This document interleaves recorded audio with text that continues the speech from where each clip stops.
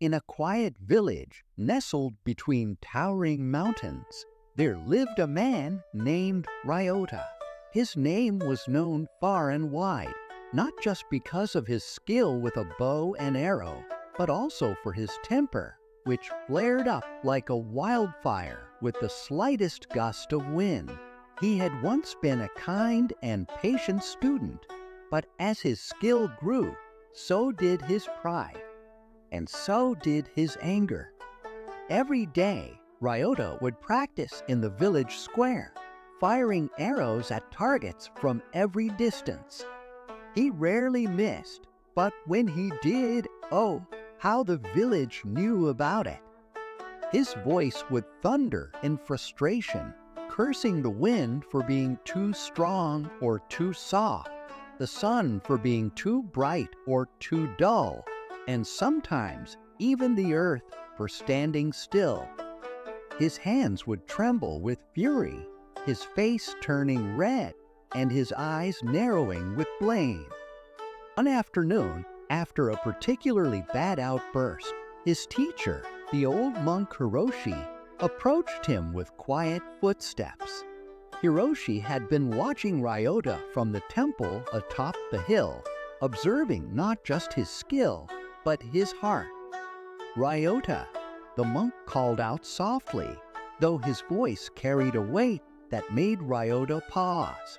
The young archer turned, frowning, as his hands still gripped the bow tightly, his chest rising and falling with the remnants of his anger. "Master Hiroshi," Ryota muttered, his frustration barely contained. "The wind is impossible today. It keeps changing directions, throwing off my shots. How can I hit the target when nature conspires against me?" Hiroshi smiled, a gentle, knowing smile, his eyes as deep as the river that flowed through the village. "Ah, the wind. Yes, it does change, doesn't it?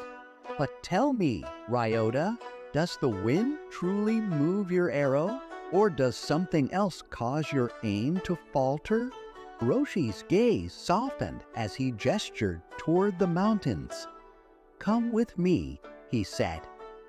Reluctantly, Ryota followed, though the tension in his body still simmered. The two walked in silence, their footsteps echoing in the cool mountain air.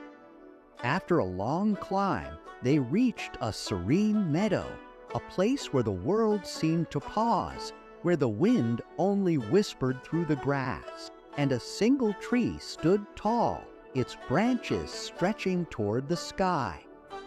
Under the tree, Hiroshi placed a single leaf on the ground, far beyond the range Ryota was used to. It fluttered gently, the light breeze barely moving it from its place. Hiroshi stepped back and looked at Ryota with kind eyes. "Now, Ryota," he said quietly, "hit this leaf with your arrow." Ryota looked at the leaf, his frustration building again. "But master, that leaf is too far. The wind may be gentle now, but it could change in an instant. And the leaf is so small. This isn't a fair challenge." Hiroshi only nodded, his calm unshaken. "Is the challenge unfair? Or is it your doubt that makes it so?" Ryota scowled, his pride stinging from the remark. "Fine," he muttered under his breath. He readied his bow, drew the string back, and aimed with intense focus. His eyes narrowed on the tiny target, but in his heart, anger stirred. The thought of missing, of being bested by a leaf, made his hands tighten on the bow. With a sharp exhale, Ryota released the arrow. Whoosh! It flew through the air, but missed the leaf by a long shot, burying itself into the soft earth beyond. Ryota clenched his fists, his heart burning with frustration. "It's the wind again," he snapped, turning toward Hiroshi, ready to complain, to explain away his failure. But Hiroshi said nothing. Instead, he simply placed another leaf on the ground. "Try again," the old monk said gently.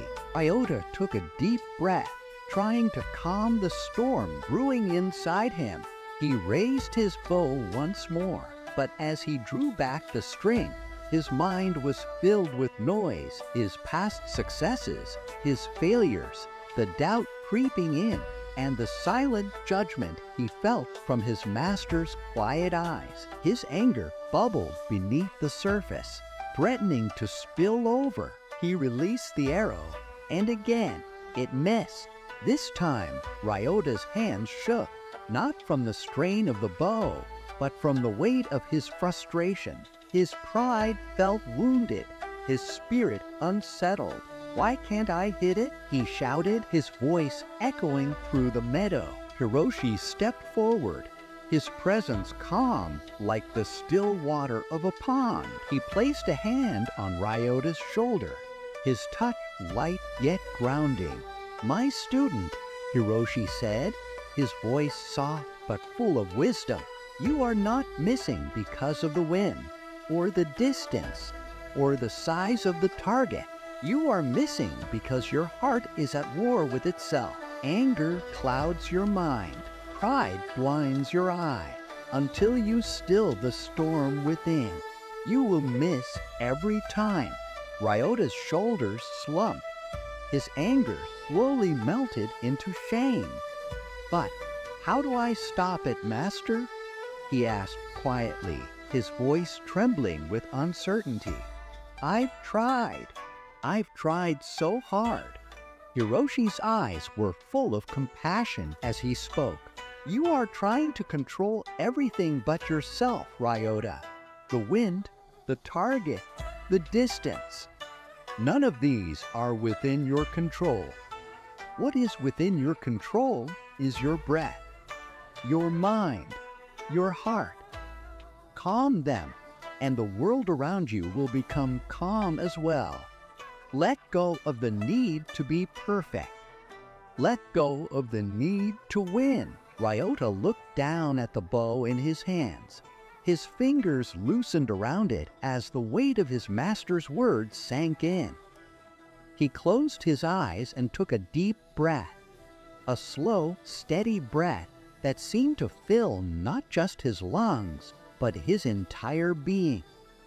He felt the tension in his body ease, the noise in his mind begin to quiet.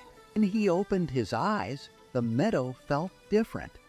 The wind still whispered, but it no longer seemed like an enemy. The leaf, though small and distant, no longer taunted him. It simply was. Ryota drew his bows once more, this time not out of pride or anger, or even a desire to succeed. He drew it out of peace. He focused only on the present moment, the feel of the bowstring against his fingers, the soft rhythm of his breath, the steady beat of his heart. He let the arrow fly, and this time it sailed through the air, calm and true, flat. It landed gently upon the leaf, as if it had always belonged there. Ryota's eyes widened in surprise, but not in triumph. Instead, there was a quiet sense of understanding in his chest, a feeling he hadn't known before. His heart was still, and in that stillness, he had found his aim. Hiroshi smiled, his eyes warm with pride, not for the shock, but for the lesson learned. "Now you see, Ryota," the monk said softly. "True mastery comes not from the strength of your bow or the sharpness of your eye, but from the stillness of your heart. When the heart is calm, even the smallest target becomes clear." From that day forward, Ryota practiced with a new purpose. He no longer aimed to prove his skill to the world or to conquer his surroundings. He aimed to master himself, to quiet the storm within, and as his heart grew still, His arrows flew true, not because he had mastered the bow, but because he had learned to master his mind. Look, the greatest battles are not fought with the world outside, but with the storms within. Let go of pride, let go of anger, and in the stillness, you will find your true aim, your true self. For more moral story, please like, subscribe, and hit the bell button. Stay safe and be happy. Goodbye.